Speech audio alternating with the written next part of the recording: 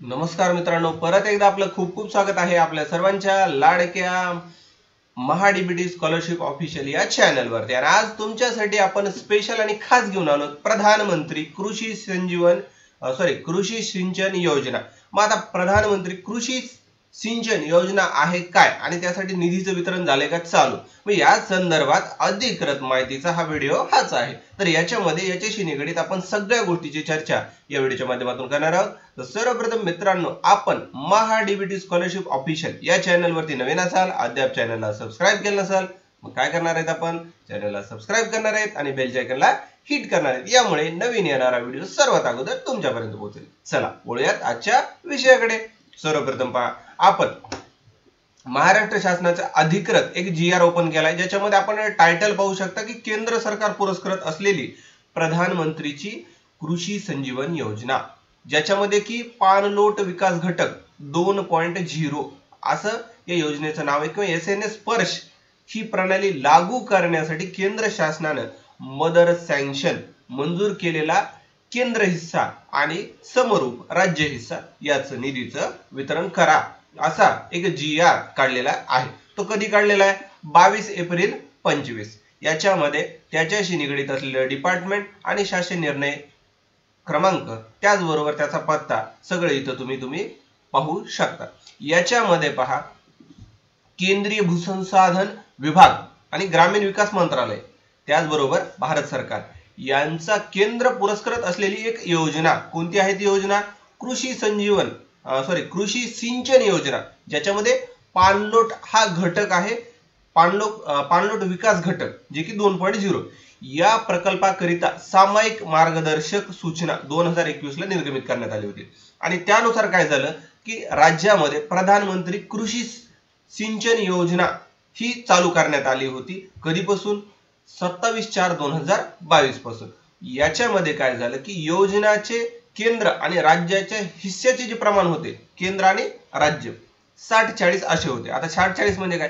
केंद्राचा हिस्सा 60% तर राज्याचा 40%, असं ह्यांचं एक प्रॉपोर्शन होतं, हिस्सा होता। तर याच्यासाठी जे आर्थिक वर्ष 25-26 यासाठी गव्हर्नमेंटनं 5,881 लक्ष इतका केंद्र हिस्सा निधीस पहिली मदर सँक्शन दिली आहे। आता म्हणजे काय की या योजनेअंतर्गत ज्या लाभार्थ्यांना लाभ घ्यायचा आहे त्यासाठी केंद्र काय करतं, त्याचा हिस्सा देतं, कुणाला देतं? राज्याला। आणि या दोन्हीचा हिस्सा मिळून जे लाभार्थी आहे त्या व्यक्तीला मिळतो। आता त्यांना काय सांगितलं की त्याच्या अनुसरून केंद्राचा निधी मिळालाय, त्याचबरोबर समरूप, त्याचा समरूप किती सांगितलं होते? 60-40% पोर्शन सांगितलं होतं 60-40 चं, तर मग ते वितरित करा असं इथं सांगितलेलं आहे।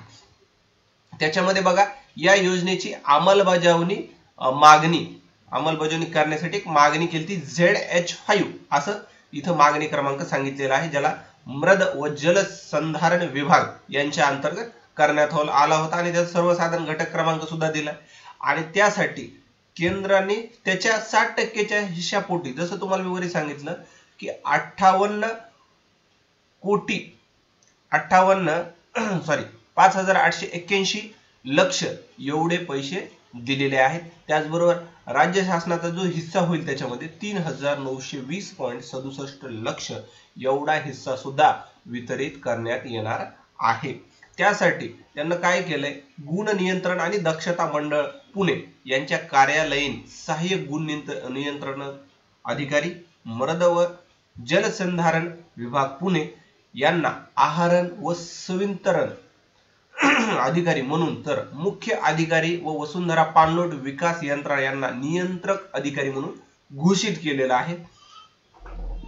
त्यामुळे त्यांना असे निर्देश दिलेत की जे मी नियंत्रण अधिकारी आणि संवितरण अधिकारी यांनी ताबडतोब हे जे पैसे झालेले आहेत हे ताबडतोब SNS स्पर्श प्रणालीद्वारे कार्यान्वित करून घ्यावा।